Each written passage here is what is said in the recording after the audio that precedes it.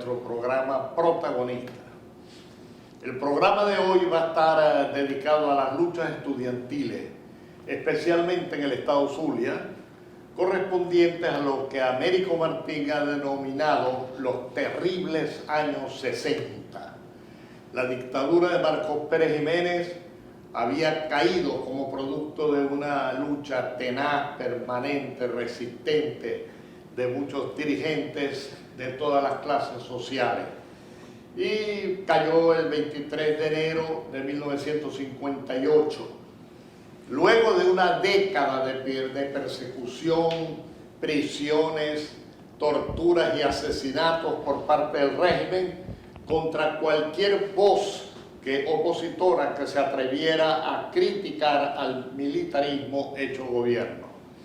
Rómulo Betancourt había ganado la presidencia de la República y luchaba tenaz y eficientemente contra conspiraciones y atentados que provenían de la extrema derecha, Castro León, Chavita Trujillo, y de la izquierda extremista, el MIR, Partido Comunista, y Fidel Castro.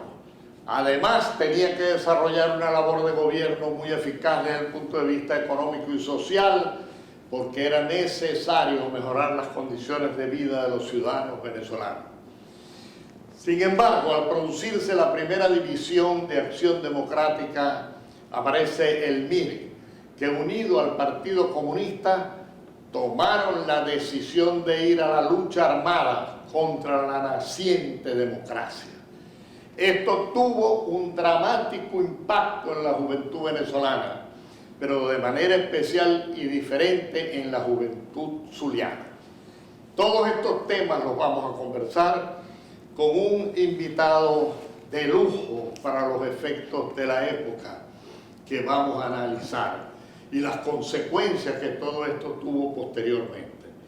Me refiero al abogado Julio Reyes Vera, diputado principal a la Asamblea Legislativa durante 4 periodos, Contralor General del Estado Zulia durante 2 periodos, gerente de coordinación y promoción de Corpo Zulia, donde también tuvo una intensa actividad en varias posiciones.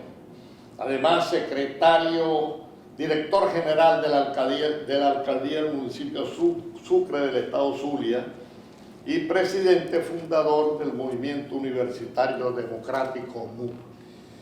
Julio además ha tenido otra gran cantidad de actividades, pero sería demasiado extenso explicarlas aquí. Bienvenido, Julio, y antes de pasar vamos a ir a un breve corte, pero antes yo quisiera dejar en el ambiente una pregunta, ¿no? ¿Cómo fue que prevaleció en ti la vocación política, a pesar del profundo dolor que le produjo a la familia la muerte de tu querido padre en la cárcel y de la situación económica que me consta que todos ustedes tuvieron, que fue terrible, que fue muy fuerte en ese momento? Puedes incluso contestar de una vez, porque todavía tenemos un pequeño tiempo. Sí, bueno, yo pienso que eso viene desde niño, porque nosotros sufrimos los rigores de la dictadura siendo niños, porque mi papá, a pesar de no haber sido un dirigente estrella de Acción Democrática, era un activista de Acción Democrática, era obrero del servicio portuario. Pero fue un gran ejemplo en la resistencia. Sí, era obrero de los servicios portuarios, y allí lo vincularon a unas bombas que el Mocho Noé puso por Sabaneta, cerca donde vivíamos nosotros. Eso indudablemente que nos marcó, porque nos producían allanamientos de manera inesperada al rancho donde nosotros vivíamos. Pero además de eso, nosotros fuimos expulsados de los colegios públicos por ser hijos de presos políticos.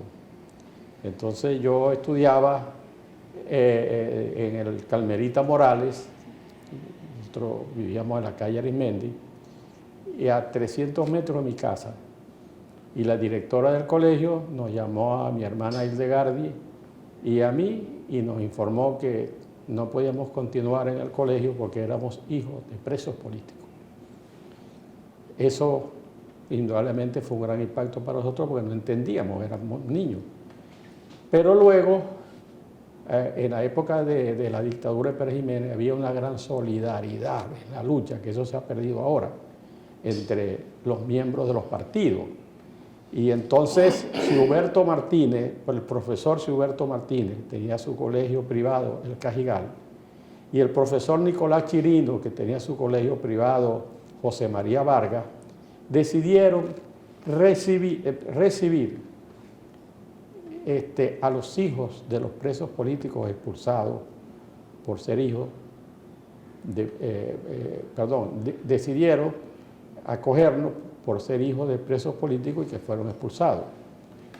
A raíz de eso, entonces empezó un proceso allí y yo siempre teniendo como norte, como ejemplo, la resiedumbre, la verticalidad de mi padre, que nunca se entregó a la dictadura y prefirió morir en la cárcel en defensa de sus principios, a pesar de dejar una familia en una situación económica bien pobre.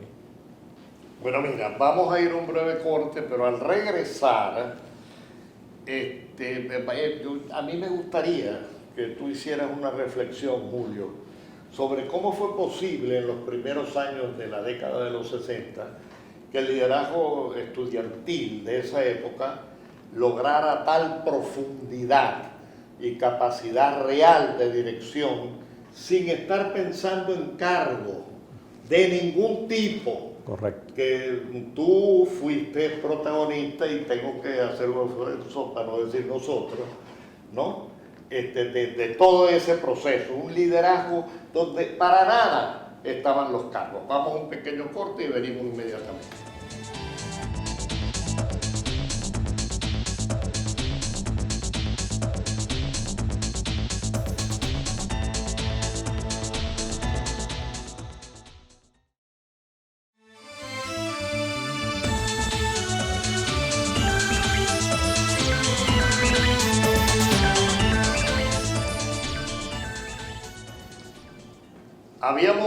Habíamos terminado el primer el primer segmento, con una pregunta a nuestro invitado especial de hoy, que es el doctor Julio Reyes Vera.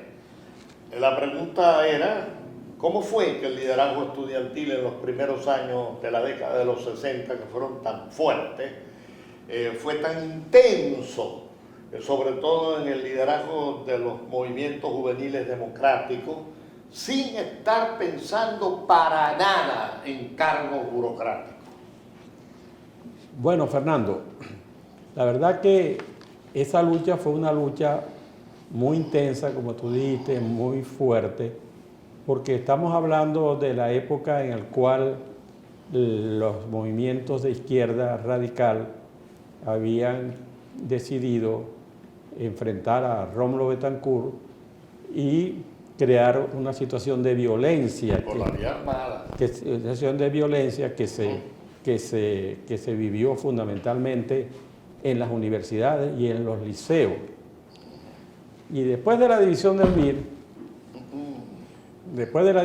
MIR, Acción Democrática quedó muy mal en las universidades y en los liceos, porque la juventud se fue detrás del radicalismo, de eso que ha pasado aquí con Chávez. La gente se convirtió en fanático y creían que eso era la vía, que ese era el líder que necesitaba Venezuela. Y nos tocó fundamentalmente a los hijos de los dirigentes políticos de Acción Democrática asumir la vanguardia, el liderazgo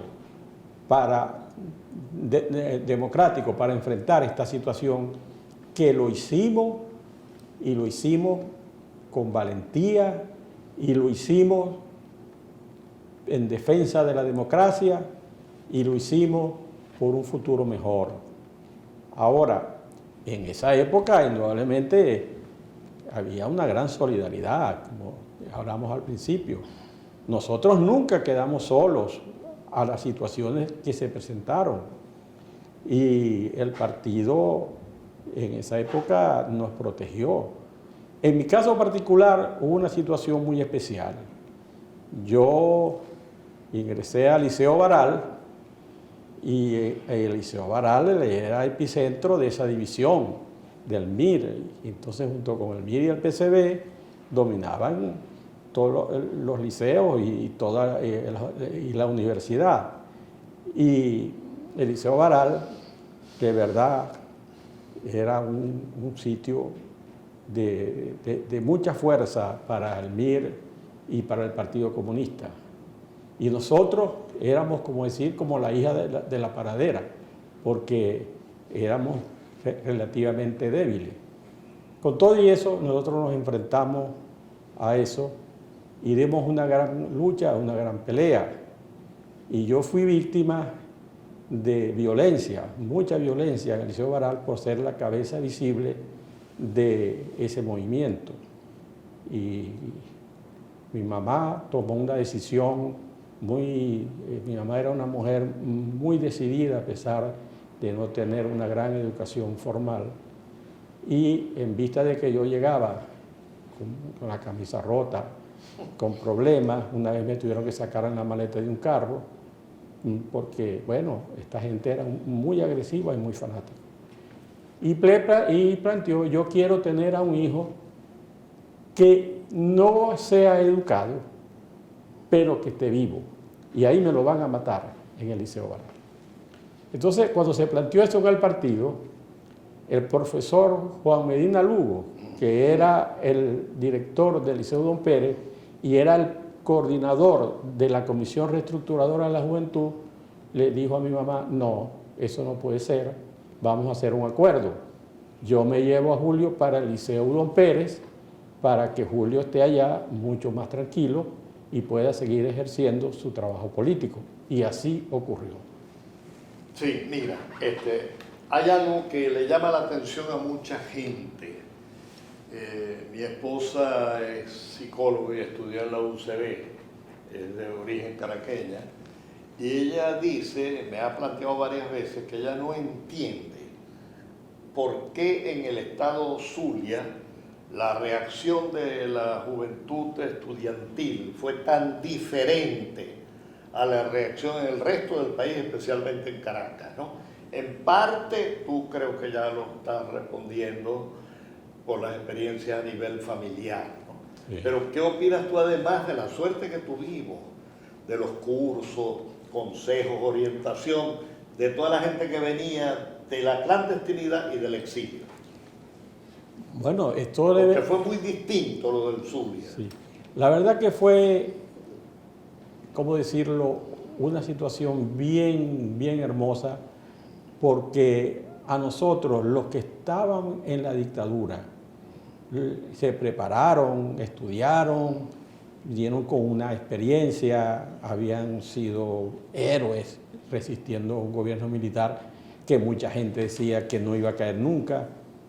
Y cuando regresaron de la dictadura, del exilio y otros de la cárcel, se dedicaron a proteger y a formar a la nueva juventud de Acción Democrática. Porque Rómulo, cuando hubo la división del MIR, él dijo, yo prefiero que se vayan los que han convertido a la Juventud de Acción Democrática en un cáncer y no nos va a servir para el futuro, influenciado por Cuba y por Fidel Castro. Y la nueva juventud que nazca, esa sí va a ser una juventud identificada con los principios y valores de Acción Democrática. Entonces a nosotros nos formaron y nos dieron un ejemplo de vida. Además de eso, nos inculcaron una cosa maravillosa, que la juventud no era una juventud para cargos, para pelearse por burocracias, para establecer conflictos personales con intereses personales. No, nosotros en eso fuimos muy puros. En eso fuimos muy auténticos y en la juventud teníamos una consigna, y Fernando sabe que formó parte de eso, que los jóvenes no podíamos contaminarnos con estar peleando y luchando por cargos y por canonjía, etc. Y ese ejemplo de verdad se dio, y a nivel de la Juventud de Acción Democrática formamos una juventud vigorosa que después, con el tiempo, terminó ganando incluso la Federación de Centros Universitarios. Sí, mira, nos toca otra vez hacer un breve corte e inmediatamente regresar. Pero al regresar sería interesante que analizáramos en aquel tiempo, en los años 60, para ser líder estudiantil había que ser un buen estudiante. Correcto. Si no, no tenías autoridad. Ahora, ¿qué opinas de cómo ha evolucionado eso? Vamos al corte y regresamos inmediatamente.